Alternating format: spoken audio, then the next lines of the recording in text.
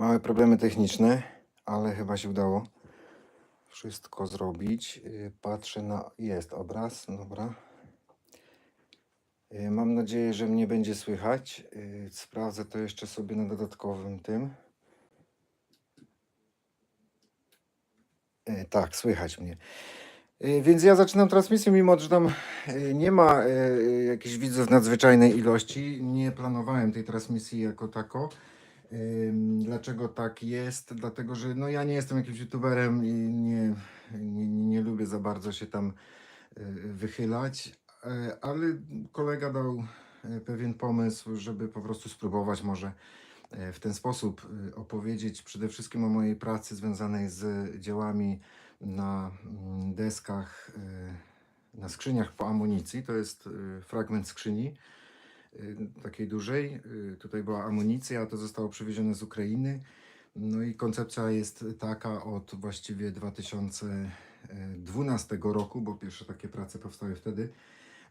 Koncepcja jest taka, aby zmieniać to, co do tej pory służyło przenoszeniu śmierci, do tego, aby przynosiło wizerunek dobra, wizerunek pozytywny. Te prace są co jakiś czas sprzedawane, licytowane i w ten sposób ja uzyskuję swoje finanse, fundacja moja uzyskuje finanse na to, żebym mógł pracować spokojnie potem na Ukrainie, mieć środki, które ten. A co tam robię na Ukrainie, to zaraz powiem. W tej chwili ja będę sobie po prostu pracował i zobaczymy, może ktoś gdzieś tam kiedyś zobaczy tą relację, bo to w końcu nie znika. Co będę tutaj robił? Tutaj będę malował ikony. Wszystkie prace są jakby interpretowane ikonami, z interpretacji ikon różnych, mimo tego, że mamy do czynienia no nie z ikoną taką typową. Nawet zebrały się już komisje księży czy innych tam kleryków w seminariach, które miały określić, czy to jest godne takiej pracy. No, ikona ma swoje zasady, oczywiście, ma swój kanon i ma swoje takie wyznaczone granice.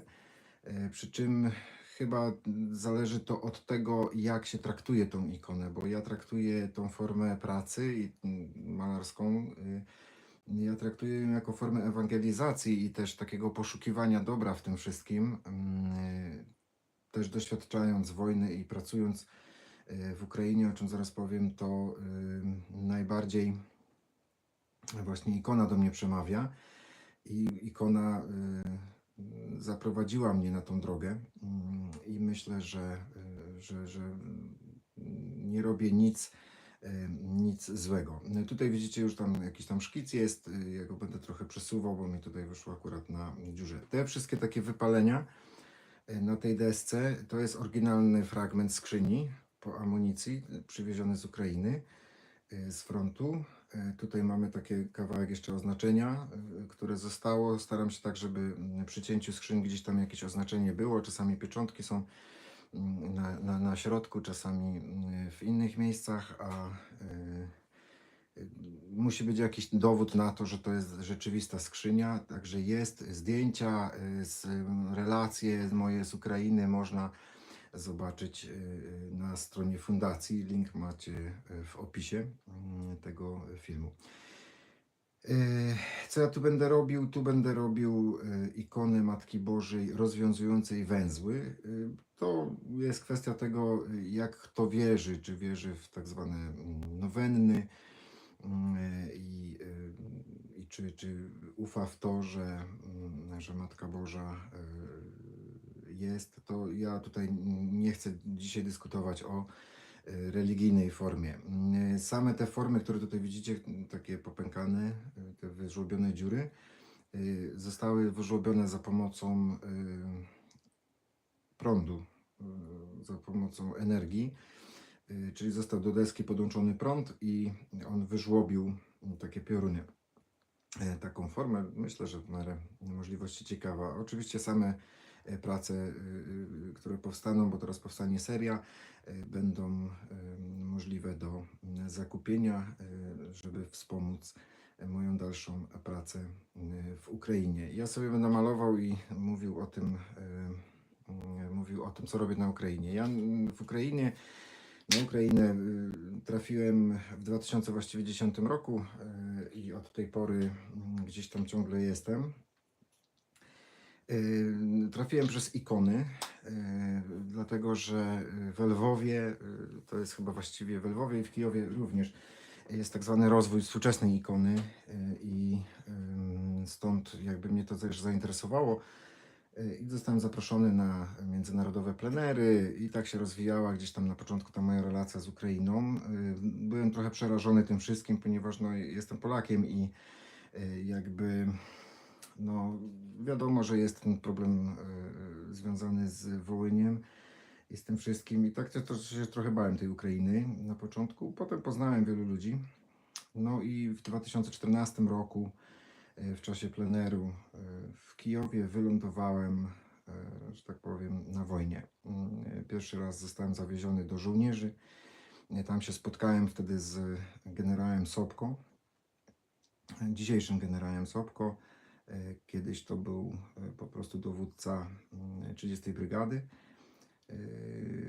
ze Zwiagla i no, moje takie pierwsze wrażenie tych żołnierzy to było takie, no oni rzeczywiście wtedy nic nie mieli i wyglądało to tragicznie, a zaczęła się już wtedy wojna, bo właściwie wtedy już było na serio, nie? To nie było tak, że oni tam nagle zaczęli tą wojnę, tylko ona już trwała na Donbasie od dłuższego czasu.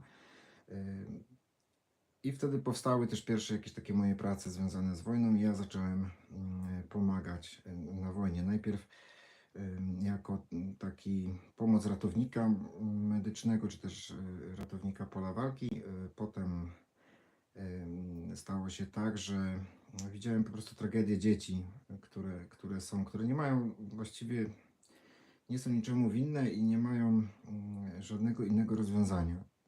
One po prostu doświadczają wojny i koniec, nie? I to się dzieje mimo nim, dlatego robiliśmy zbiórki dla dzieci. I ja tam wyjeżdżałem w różne miejsca razem z Polonią, bo na początku współpracowałem z cerkwią ukraińską, a potem poznałem Polonię ze Zwiagla, takie panią Wiktorię Szewczenko, i ona tam bardziej mnie to przekonało, jakby być jednak z ludźmi, którzy mówią językiem dla mnie zrozumiałym i też chyba mają bardziej myślenie polskie niż myślenie takie ukraińskie, ponieważ no, trudno mi się było odnaleźć na początku, ale bardzo chciałem jakby jeździć, pomagać, czy też jakoś tam wspierać to wszystko. I w pewnym momencie, to znaczy się w 2016 roku, zostało mi zaproponowano przekazanie pomocy do ośrodka Arka koło Mariupola, dokładnie w Pionierskim, to jest taka wieś, w którym był zrobiony w starych, porzuconych hotelach dla dzieci, znaczy hotelach, takich obozach dla dzieci. Był zrobiony ośrodek, który zbierał dzieci z okolic Mariupola, z tych wsi tam, które już wtedy przeżywały wojnę, tak? To był wiele z tych dzieci albo straciło rodziców, albo no, traciło też jakby no, świat, ponieważ rodzice byli gdzieś tam alkoholiczni albo różne inne rzeczy się działy i te dzieci trafiały do tego ośrodka na zasadzie takiego, że mogły przychodzić i tam się kształtować. Nie były jakby tak przymuszane w formie domu dziecka czy czegoś takiego, tylko po prostu mogły zostawać za zezwoleniem rodziców i często te dzieci w tym ośrodku były. No i tam żeśmy rozpoczęli taką pracę z tymi dziećmi. I to jest fantastyczna sprawa, ponieważ te dzieci, one powoli zaczęły się wychowywać właściwie w takiej bardziej formie katolickiej, czy też doświadczały innego świata, że rodzina może być też normalna, że nie musi być w rodzinie alkoholu, bicia i wszystkich innych rzeczy. No i te dzieci na dzień dzisiejszy są na Zakarpaciu, tam im tworzymy ośrodek i tam się nimi dalej opiekujemy, ale no mamy dosyć poważne problemy, ponieważ propaganda tego, co się dzieje, może nawet nie propaganda, tylko tego, co się dzieje politycznie, zabija to, co się dzieje dobrego. I to jest niestety takie bardzo trudne potem do pokonania, też dla nas. Też dla nas ciężko czasami się odnaleźć w tym wszystkim. No ale dzieci są, dzieci po części już mają po 15 lat i udało się je ewakuować z Mariupola, co było wyzwaniem ogromnym. Ostatnie dzieci już wyjeżdżały w pełnych kamizelkach ochronnych i powrót tej traumy, jaką one przeżyły wcześniej, bo wcześniej to jest Szyrokino, koło berdiańskie i tam one widziały, co to jest, co to są bomby. Część tych dzieci, tam 2 dzieci widziała śmierć swojego rodzica, który się podniósł na minie i tak dalej. I tymi dziećmi się opiekujemy. I ja od tego czasu zacząłem współpracować z Chrześcijańską Służbą Ratunku i wyjeżdżać też na wschód na taką pomoc ratownika, pomoc materialną żołnierzom bezpośrednio. Poznałem wielu żołnierzy z tak zwanymi kartami Polaka, czyli mających korzenie polskie. Wielu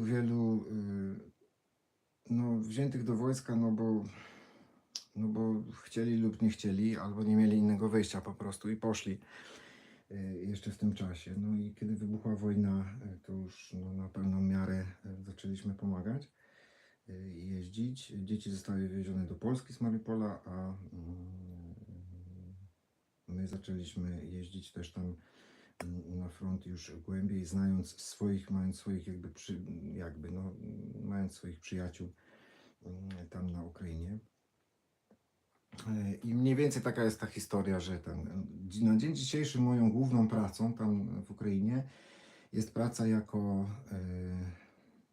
osoba, która interweniuje czy pomaga w sytuacjach PTSD, czyli w sytuacjach ciężkich objawów,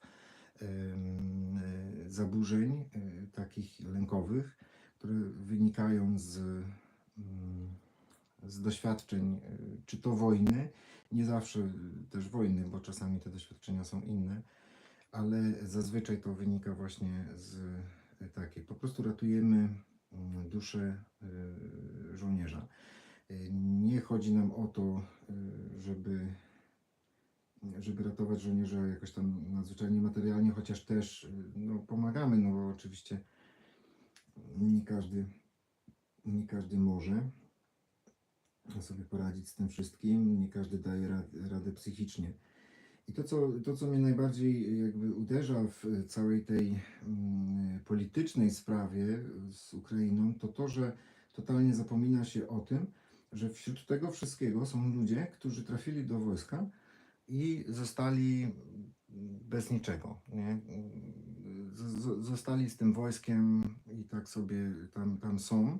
Doświadczają ogromnych traum, bo jak ktoś nie jest wyszkolonym żołnierzem, to naprawdę jest trudno w tej sprawie i potem niestety skutki tego niewyszkolenia czy tego nieprzygotowania są też ogromne, chociaż nawet wyszkoleni żołnierze mają tak zwane PTSD i to jest jakby taka choroba, która się pojawia, tak zwany szok pourazowy, który się pojawia u tych żołnierzy jako po prostu skutek tego, co widzą albo tego, co przeżywają, bo wiadomo, że to nie są łatwe sprawy, bo to wojna nie wygląda w taki sposób, że tam tu stoimy, tu sobie strzelamy, tu robimy sobie przerwę, nie, W każdej chwili możesz stracić życie i to jest takie no, dosyć trudne.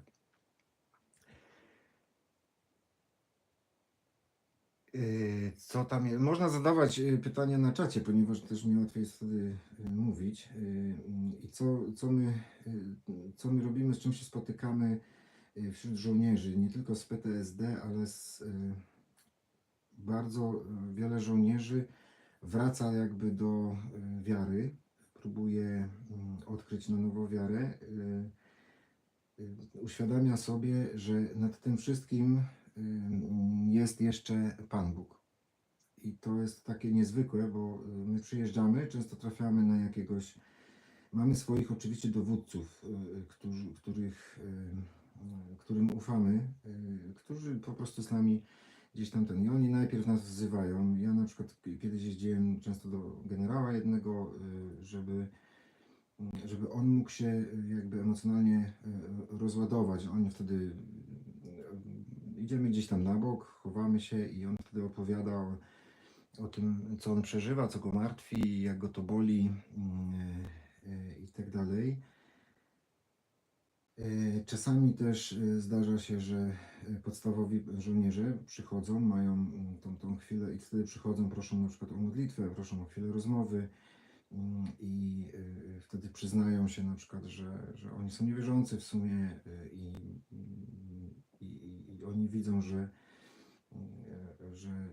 bez Boga, bez relacji z Bogiem, to już całkiem się wszystko im rozsypie, więc wtedy im też jakby pomagamy. Są też sytuacje, w których trzeba interweniować, ponieważ żołnierz ma tak silny atak PTSD, że może popełnić, nie chcę tutaj głośno mówić, bo YouTube to może zablokować, i wtedy trzeba jechać do niego i interweniować, czyli go tam wybić z tej sytuacji. Czasami przychodzą chłopcy, którzy przeżyli właśnie bardzo głęboki jakiś szok, typu byli na tak zwanym zero i po prostu widzieli to, co widzieli, strzelali czy tam inne rzeczy robili i potem gdzieś te emocje i ten ból muszą się rozładować i są tacy zamknięci. My po prostu znamy sposoby, żeby ich troszeczkę uspokoić w tym wszystkim. Oczywiście to nie jest trwała terapia, nie? Tylko to jest po prostu pierwsza pomoc w tej sytuacji takiej zaburzonej. I na tym polega ta nasza praca. Miałem dokończyć to, co z generałem. No my na przykład wtedy z generałem wyjeżdżamy i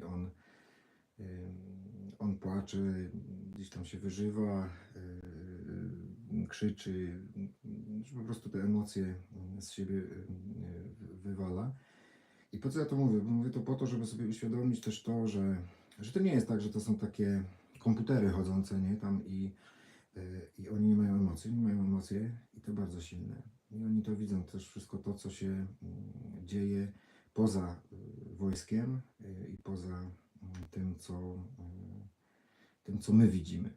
Nie? Bo my w mediach i w mediach społecznościowych szczególnie widzimy zupełnie inną sytuację. My bardziej się koncentrujemy na tej sytuacji krzykliwej, czyli politycznej, a tam dzieją się też indywidualne tragedie i to jest takie bardzo, bardzo trudne. I na tym właśnie polega tam moja praca.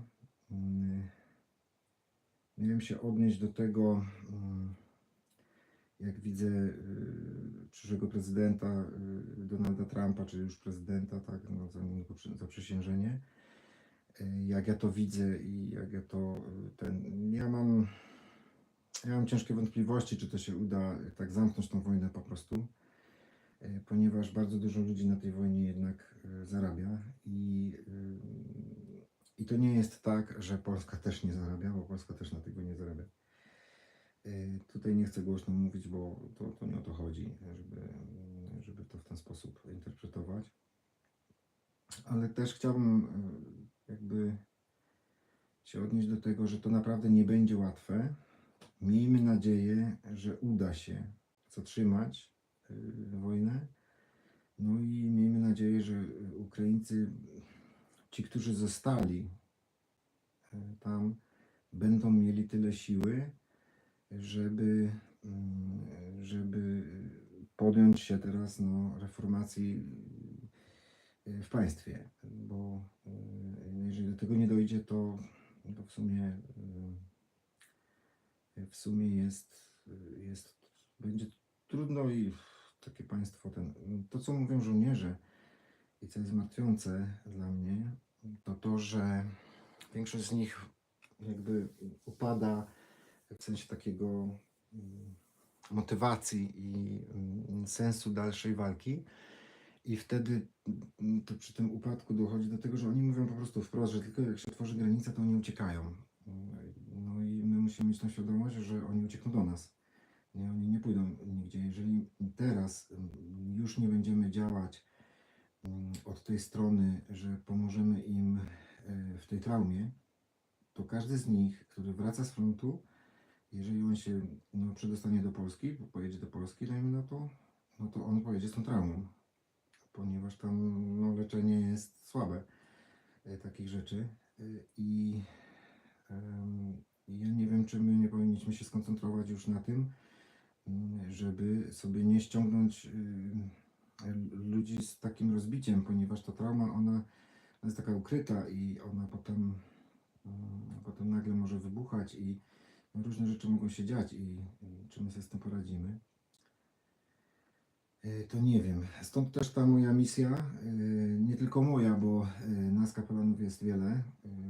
Są specjalnie ukształtowana grupa ludzi, która została przez biskupa Ganczaruka powołana do tego, żeby właśnie jeździć. Mamy specjalne legitymacje zresztą i żeby tam rozmawiać.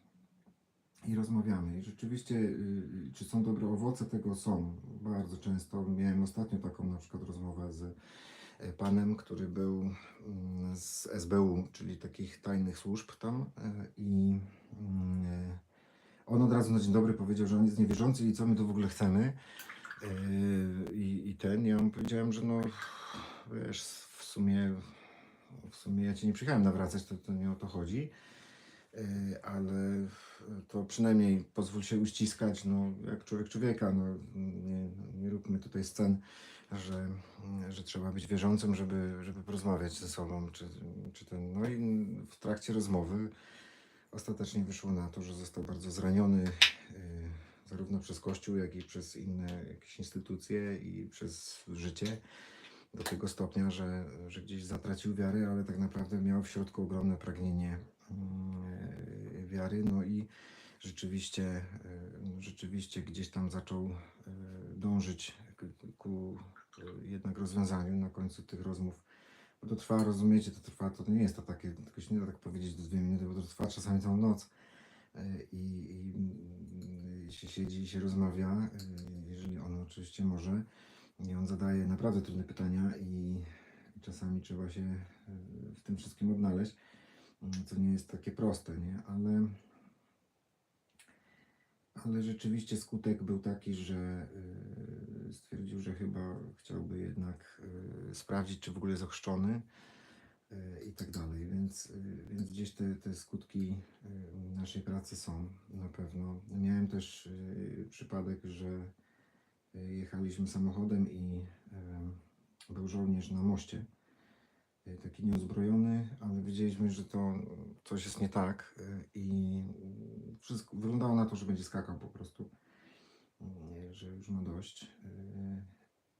No i wtedy też reagowaliśmy, udało się zareagować, że nie zrobił tego, i powoli będzie się układał. To, co jest ich tragedią niestety, to, że oni nawet jeśli psychiatra czy inny człowiek stwierdzi, że on ma problemy już,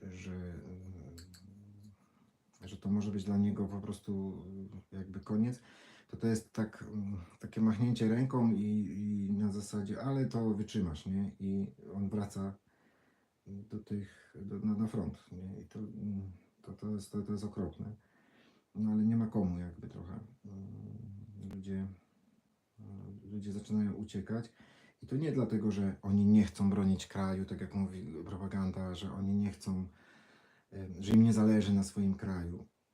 Nie, po prostu polityczna sytuacja jest tak trudna i tak nie do zmienienia, że oni tracą sens, nie? Że oni nie widzą po prostu sensu w tym wszystkim, dalszego sensu walki.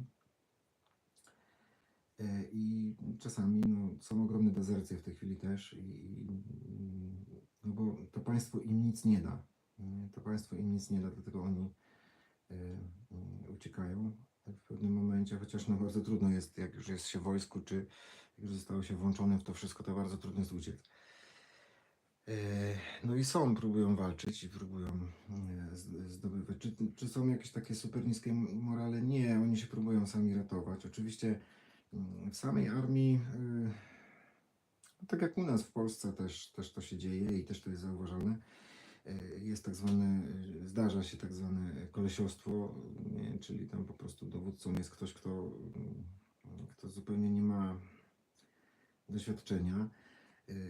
Są też dowódcy tacy, którzy są niesamowicie poświęceni temu wszystkiemu. My znamy na przykład takiego logistyka, do którego jeździmy i on, no, to jak on to robi, że on po prostu wyposaża wszystkich, skąd on tam to umie pozbierać te pieniądze i jakoś to tam my jesteśmy zawsze zadziwieni tym, jak on to pięknie traktuje, że on chce i jemu zależy i rzeczywiście jak się jest jego w batalionie, to się ma dobrze.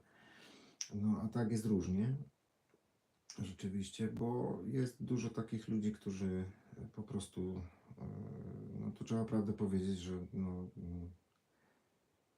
jakby zostawiają to i im nie zależy, nie? Oni tam, ważne, żeby wywieźć kogoś na front i tyle, a on jest w bezpiecznym miejscu. Różnie to wygląda i ja myślę, że to nie należy oceniać, że to tylko w Ukrainie takie coś jest, bo podejrzewam, że gdyby u nas wybuchła wojna, no to tak samo by to wyglądało i to nie byłoby ok. A na razie my krytykujemy bardzo mocno Ukrainę, bo oni uciekają, bo nie bronią kraju i tak dalej i wykorzystują Polskę czy inne kraje. Politycznie tak, myślę, że tak, że to tak wygląda, ale no, ja uważam, że dlaczego ja w ogóle tam pracuję i dlaczego ja chcę, ponieważ ja mam bezpośredni kontakt z tymi, którzy doświadczają bezpośrednio tej wojny, tak? Bezpośrednio skutków tej wojny. Ja jadę do żołnierza, który w domu ma 2 dzieci, żonę, która czeka na niego, a on tam gdzieś chodzi po froncie i patrzy na Facebooku, jak inne państwa, raczej w innych miastach młodzież się bawi, tańczy, robi jakieś takie dziwne rzeczy. Znaczy nie dziwne, no po prostu naturalne, żeby nie zwariować, bo to można zwariować, jeżeli się jest zamkniętym w izolacji takiej państwowej, a następną taką sprawą dla niego to jest, no on widzi, że dzieje się coś takiego, że tam gdzieś wyższe dowództwo kogoś okrada, że nie wypłaca czegoś, że znajdują jakiś powód błahy do tego, żeby zabrać mu zarobione pieniądze tam, i tak dalej. I ja jadę do tego żołnierza i ja z tym żołnierzem rozmawiam. I ja potem wracam do Polski, gdzie zupełnie inne jest podejście, nie, do tego wszystkiego, gdzie ludzie patrzą przez pryzmat polityki. Nie? A to polityka. No bo co ten człowiek, który tam jest na tym froncie, czy też człowiek, do którego wsi spada bomba, czy tam do miasta, co ten człowiek ma zrobić? Jak on ma to powstrzymać? No nie ma takiej możliwości. I oni tacy biedni zostają z tym wszystkim. No my tam próbujemy pomagać, tak, ale to jest bardzo mało. Oczywiście trzeba przyznać to, że na początku tej pomocy było bardzo dużo, teraz też jest, ale jest bardzo ograniczona. My zresztą to widzimy w fundacji u nas. Przy czym no, rzeczywiście bardzo dużo pomocy poszło gdzieś bokiem. Bardzo dużo pomocy zostało przekazane na zasadzie sprzedaży z Unii Europejskiej, nie? Czyli jakieś tam domki postawili gdzieś i Unia skasowała te pieniądze, które włożyła do Ukrainy jako pieniądze na pomoc Ukrainie, nie, tak zwaną odbudowę. To się wszystko tak kręci, nie? To jest jeden wielki interes w tym wszystkim. Ale no, pozostają jeszcze ci ludzie, którzy nie mają wyjścia, no bo co ten żołnierz ma niby zrobić? I no, ja jeżdżę tam do tych żołnierzy. Przyznam się, że wiele też od nich jakby dostaje takiej refleksji, bo zdarza mi się, ostatnio właśnie byłem i tam jest taki żołnierz, który jest adwokatem w ogóle z wykształcenia, ma całe biuro dla adwokatów, jedno z takich lepszych w ogóle biur w Ukrainie i on zawsze tak się cieszy, że my przyjeżdżamy, bo on tam lubi sobie też podyskutować, zawsze się pyta, nie, jakie jest podejście w Polsce do nas. I ja mówię, słuchaj, no są problemy, na przykład no ciągle mamy ten problem z Wołyniem, z ekshumacją wołyńską. No, nie zgadzamy się z tym, że po prostu no, Ukraina ciągle to zatrzymuje, a na przykład zezwala na ekshumację żołnierzy Wehrmachtu, nie? Co jest zupełnie jakimś takim dziwnym tym. No i on mnie wtedy szokuje pytaniem, bo on się pyta, ale w ogóle, Hubert, ale o co chodzi z tym Wołyniem? Nie? Co to jest ten Wołyń? Jaka ten... I ja dopiero wtedy zaczynam rozumieć, że przecież oni się wychowują w historii, która została napisana przez Sowietów. W związku z tym oni nie mają świadomości często, że to takie coś się wydarzyło.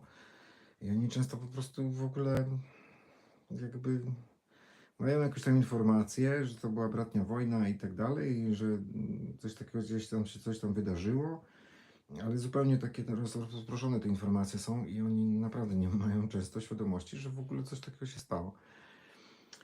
I wtedy dopiero jak zaczyna się rozmawiać o tym, no to oni, ci żołnierze tak patrzą i mówią, no to dlaczego nasi politycy nie chcą dopuścić do ekshumacji? No i tu jest znak zapytania. Najprawdopodobniej są to też po prostu wpływy Rosji. Jak najbardziej. I tak może być. Więc jakby to nasze polskie oburzenie, ono powinno być skierowane na polityków, a nie na tych ludzi, którzy no, w sumie sami nie wiedzą, że coś takiego się w ogóle stało. I to jest często takie dla mnie, że oni nie są właściwie świadomi tego, że takie coś się wydarzyło. I najpierw trzeba uświadamiać. I ja wątpię, że ktokolwiek przyjmie jakąś taką prawdę o tym, jeżeli my to robimy na sposób dosyć agresywny. To chyba nikt nie przyjmuje nauki czy historii w ten sposób, nie? Że było wy, nie? Bo wasze tam, wasi dziadkowie, no to nie działa w żadnym wypadku. Jakie jest ich podejście często do nas? Ja nigdy się na Ukrainie nie spotkałem z jakąś agresją wobec Polaka. Tym bardziej, że zazwyczaj jestem oznaczony polską flagą, czy to na froncie, czy gdzieś jeżdżąc w ogóle po Ukrainie, bo mam takie oznaczenia. Nie zdarzyło mi się, żeby ktoś próbował mnie zaatakować z tego powodu, że jestem Polakiem, że tam są problemy z tym zbożem, tak, że nie chcemy tego.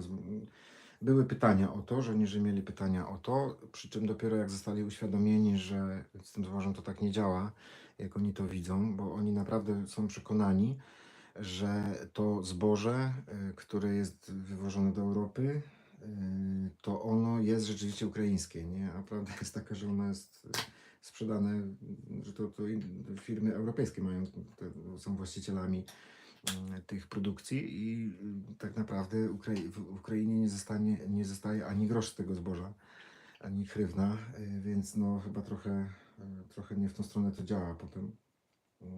I że to nic nie daje, że to są interesy. I jak są uświadamiani, to wtedy rzeczywiście dają rację, bo mówią, że no rzeczywiście u nas jakby ziemia została wykupiona przez tych, ziemia czy tam te firmy produkujące, to zostało wykupione i to jest to jest nie nasze.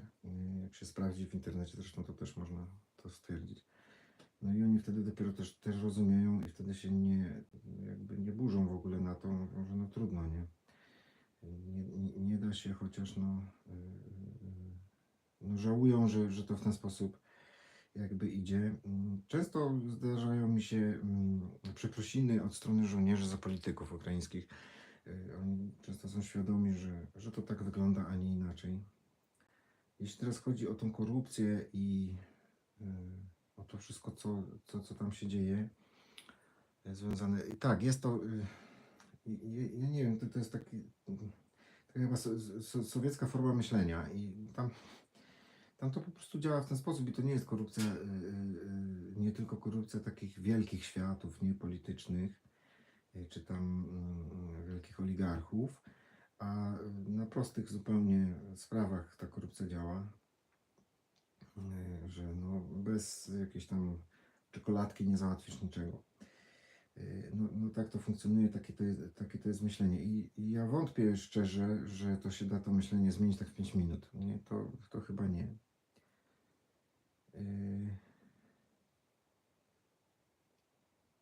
No to tyle widzę, jeśli chodzi o tą sytuację taką trudną z żołnierzami. No a o czym my tam często też jeszcze rozmawiamy.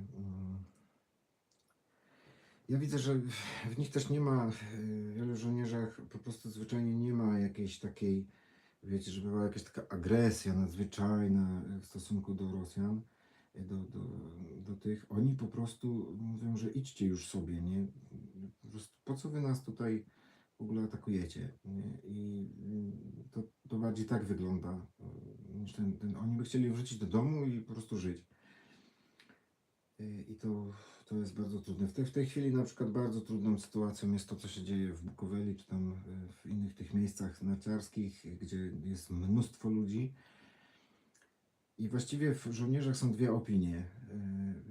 Jedni mówią, że nam to nie przeszkadza, bo my jesteśmy tutaj po to, żeby właśnie była ta możliwość, żeby kraj dalej funkcjonował normalnie.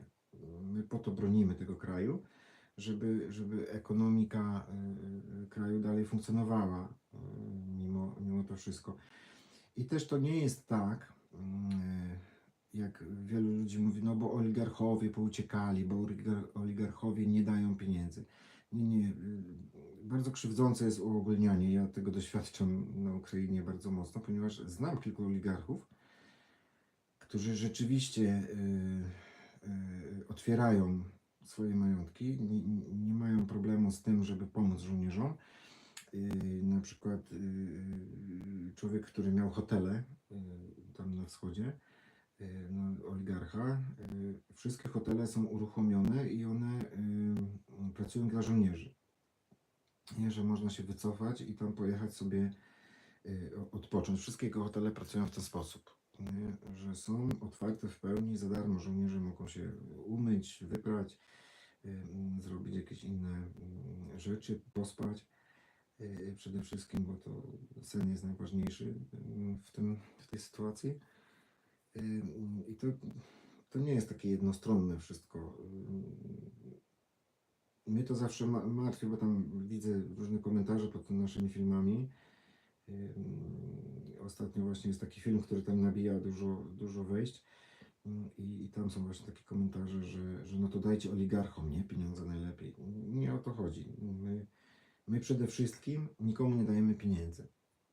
Nie działa to w ten sposób. Ja nie mam zaufania, nawet jeśli by było, jeśli komuś ufam, to kupujemy sprzęt. Nie? Kupujemy to, co jest potrzebne. Na przykład ostatnio kupowaliśmy tam pralki, bo żołnierze wracający z frontu no, nie mają się gdzieś za bardzo ogarnąć, a no, trzeba się ogarnąć nie, w jakiś sposób, bo tam na froncie niestety nie ma prysznica ani niczego takiego.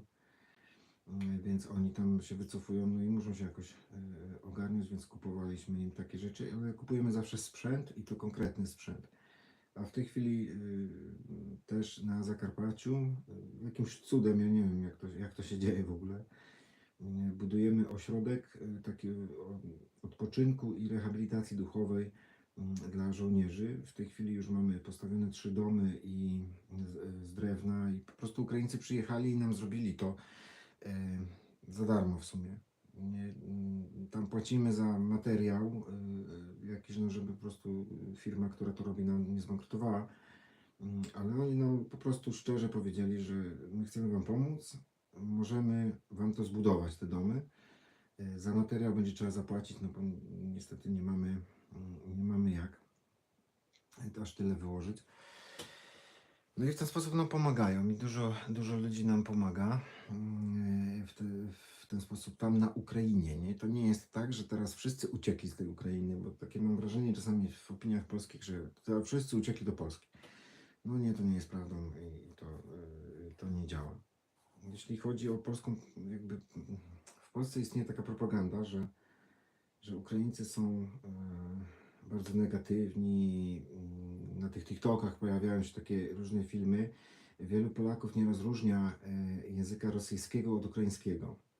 I to jest jedna z większych tragedii, ponieważ większość tych ludzi, którzy robią jakieś takie dziwactwa, nie, że po prostu jakby psują opinię tym Ukraińcom, mówi po rosyjsku. Nie mówi po ukraińsku. Więc no, chyba do końca Ukraińcami tak naprawdę nie są. I to jest takie no, bardzo dziwne. Dużo osób tutaj, uchodźców, rzeczywiście no, robi różne dziwne rzeczy, ale też ja nie chcę ich bronić, tych, którzy robią fatalną robotę, bo czasami sam ochotę mam niektórym przywalić, ale to myślę, że to nie jest rozwiązanie po prostu. Uważam, że powinny nasze służby się zacząć tym zajmować i powinna zostać, po prostu tacy ludzie powinni być deportowani, którzy tam sobie robią jakieś dziwne rzeczy. No ale też jest wielu tych, którzy rzeczywiście stracili wszystko i oni nagle po prostu, mówi się o tym, żeby przyjechali tacy oligarchowie, nie? Mają takie wielkie auta tam na wysokim poziomie i teraz korzystają z tego naszego podatku i tak dalej. No chyba to nie do końca tak wygląda, bo przede wszystkim musimy wziąć pod uwagę, że w Ukrainie te auta, które tutaj przyjeżdżają, w Ukrainie te auta mają zupełnie inną cenę niż u nas. Jakby to trochę inaczej to wygląda w kwestii tych aut. Dwa, no ci ludzie pewnie, jest dużo ludzi, i znam takich, którzy przyjechali tutaj mając w kieszeni tam na przykład, nie wiem, $50,000.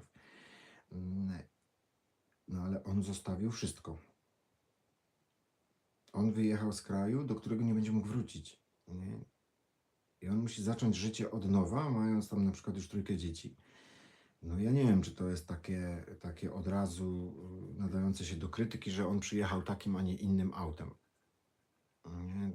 Następną taką sprawą, która no, mnie drażni, jeżeli chodzi o propagandę, którą ktoś wprowadza, to, że Ukraińcy nie powinni korzystać z tam tego 800+, czy takich. No to ze statystyk wynika, że podatek, który oni napracowali, daje możliwość wypłaty im prawie że 3-krotnie tego 800+. No więc chyba trochę jesteśmy niesprawiedliwi jako Polacy w tej kwestii. Chociaż ja też no, czasami mam wątpliwości, czy to tak powinno wyglądać, ale to jest właśnie kwestia taka, nie, że można mieć wątpliwości, można nie mieć wątpliwości. Dlaczego ja ciągle jeżdżę i pomagam? Mimo tego, co widzę i mimo tego, czego doświadczam, bo w Polsce doświadczam hejtu zazwyczaj, nie? No bo przecież ci Ukraińcy tak się zachowują, a nie inaczej i po co tam jechać i niech oni tam giną i tak dalej. No nie, ponieważ ja doświadczyłem tego, że to jest człowiek i najpierw się jest człowiekiem, a potem się jest przynależnym do danego kraju. Najpierw jest się człowiekiem. I to są ludzie. To są rzeczywiście ludzie, często bardzo zagubieni w tym co się dzieje. Czy często jest takie pytanie właśnie o tą korupcję, na przykład ja takie rzeczy, oni mówią, no ale co mamy zrobić, nie? No jak tak funkcjonuje nasz kraj, nie? Albo nic innego nam ten kraj nie da, nie? My jakoś musimy się odnaleźć w tym. Mm, No i ja się potem też zastanawiam sam, że w sumie, no tak, no jakie oni mają wyjście, ten chłopak na tym froncie, jakie on ma wyjście związane z tym, co on ma niby zrobić i zwrócić się z listem do prezydenta, żeby zmienił, no nie ma takiej możliwości. A więc myślę, że dlatego ja po prostu staję za tym, że nadal pomagam. Nie wycofuję tej pomocy. Dwa, też mam tą odpowiedzialność tych dzieci, które zostały przez Władimira i Oksany adoptowane z Mariupola. No i to jest taka niesamowita rzecz, bo my widzimy owoce jakby tego. To jest, te dzieci, niektóre są już z nami od 2016 roku, 2015 właściwie, bo oni zaczęli tam działalność w 2015. Niektóre są i my widzimy zmianę tych dzieci, nie? Jakie one przyszły, takie rozbite i po prostu no szok, a jakie one są teraz, nie? Że one zmieniły się. Jedna z dziewczynek, no Gala, która raz zrezygnowała z ośrodka, wyjechała, potem wróciła do nas. Na dzień dzisiejszy jest już wychowawcą, ma męża i pracuje z dziećmi wszystkimi. No i my te dzieci wychowujemy, czy tak kształtujemy ku temu, żeby były wychowane w formie takiej chrześcijańskiej, ale też takiej mądrej, nie? Że właśnie no, korupcja i takie rzeczy to jest zło i tego nie wolno. One wszystkiego też nie mają, muszą na pewne rzeczy sobie same zarabiać. Mają gospodarstwo, w którym mają tam króliki i różne inne rzeczy, kury, muszą chodzić i to tam obrabiać. Chodzą do szkoły, kształtują się i w sumie my widzimy ten taki bardzo pozytywny owoc tej długotrwałej pomocy, którą skierowaliśmy do tych dzieci, bo czasami naprawdę, wierzcie mi, ich zachowania dzieci, no u nas się mówi, że to dzieci z domów patologicznych, to ich te zachowania tych dzieci były no, tak męczące i po prostu się nie dało, że mieliśmy nieraz ochotę po prostu powiedzieć koniec, nie damy rady, nie jesteśmy za słabi, żeby ich jakoś wychowywać dalej. No ale to się z czasem zmieniało i rzeczywiście się udało. I część tych dzieci już jest wychowana dosyć dobrze. Mamy też taką Dorynkę i jej siostrę. To jest dzieci, jedno z dzieci jest z porażeniem mózgowym. I Darynka przyszła do nas z mamą, która była chora na raka, a ojciec ze względu na to porażenie mózgowe porzucił dziecko, porzucił w ogóle rodzinę swoją i tak ona została z niczym. I teraz ta mama była już ciężko chora, zaawansowany nowotwór, więc mama została wysłana do Szwajcarii. Udało się nam jakoś ją tam odnaleźć, żeby może ją leczyć jednak, no ale niestety nie udało się i mama w końcu zmarła. I te dzieci zostały z nami. Nawet w tej chwili prezydentowa Ukrainy, pierwsza dama Ukrainy, zwróciła się do ośrodka z prośbą, żeby jeszcze adoptować 4 dzieci, które są po jednym z żołnierzy, po 2 właściwie bo ta mama była żołnierzem i ten tato był żołnierzem.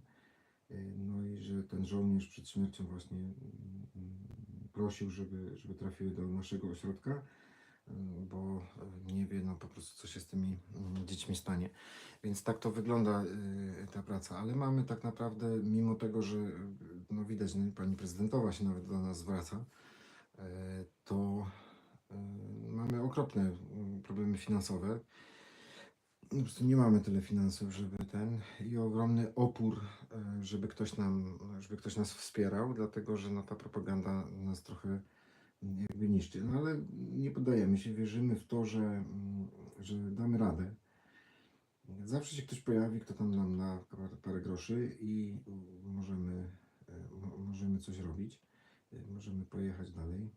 W tej chwili ja tworzę właśnie wystawę prac nowych na skrzyniach po amunicji. Mam nadzieję, że te prace kolejny raz się sprzedadzą, zostaną zlicytowane i dzięki temu ja będę mógł pojechać kolejny raz do żołnierzy i tam pomagać. Też pomóc swojej fundacji, no bo jakby nie było, my też musimy się rozliczać, my też musimy ten na księgowość i wszystko kosztuje, więc to ten. Nie widzę żadnych pytań na czacie, widzę, że tam są 4 osoby jakieś na tym, więc ja chyba powoli tę relację będę kończył. Chyba że ktoś ma gdzieś tam jakieś pytanie, to odpowiem. Jak widać, już zaczęła się kształtować twarz Matki Bożej. Oczywiście gdzieś tam potem, jak skończę pracę, będzie to pokazane. Właściwie godzinę już gadam. No, gaduła też jestem niesamowity.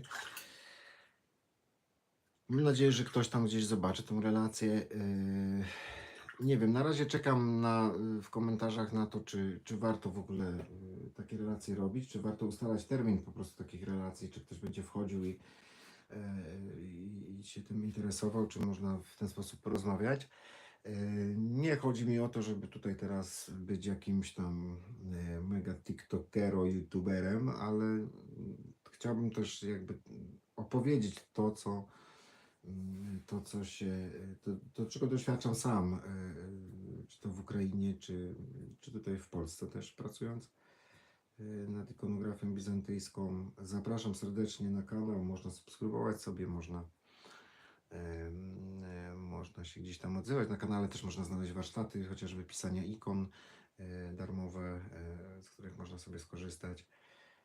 Zapraszam jak najbardziej też do kontaktu z fundacją, no i przede wszystkim do wspierania tej pracy, obserwacji kanału, chociażby ze względu na tą wystawę. Mam zamiar w tym miesiącu jeszcze skończyć katalog tych prac i poezji związanych właśnie z Ukrainą, z tym, czego ja doświadczam tam, będąc na miejscu. A jeszcze miałem powiedzieć, dlaczego pracuję jako nie może specjalista, ale taka pierwsza pomoc w PTSD, czyli w szoku pourazowym. Dlatego, że sam przeżywałem ten szok pourazowy. Może kiedyś opowiem o nim, ale też o nim opowiedziałem już na kanale Męskiej Rozmowy. Można taki kanał znaleźć i tam ta moja opowieść jest. Dobry wieczór. Będzie pięknie. Też maluję, choć...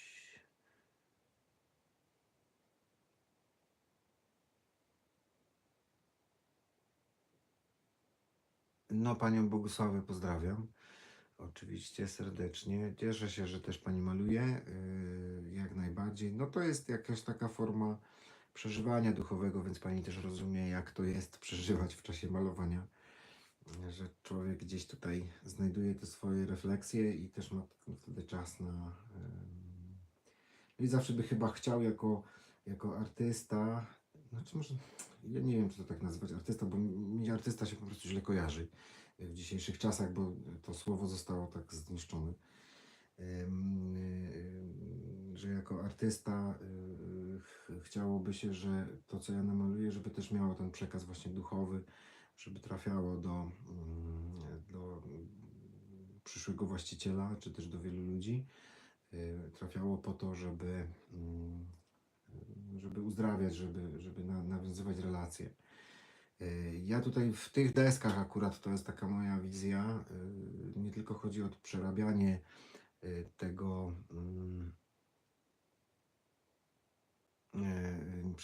tego tego wszystkiego na dobro, bo tutaj leżała bomba, tak, w środku.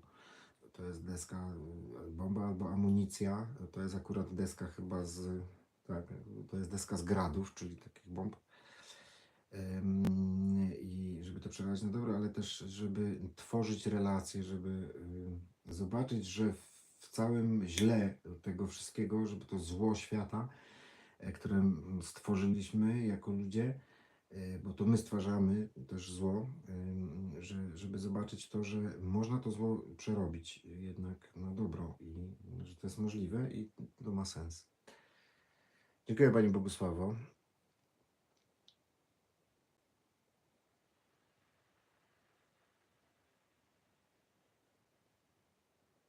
Tak, ktoś tam się już wycofał. Dobrze, ja kończę dzisiejszą relację i zobaczę, co to w ogóle z tego będzie. Jak to tam, czy ktoś tam będzie to oglądał, czy nie.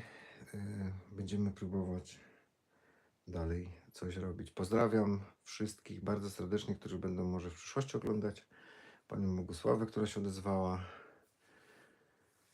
I co, dobranoc, bo to już jest 22:25. Wszystkie dzieci powinny już spać.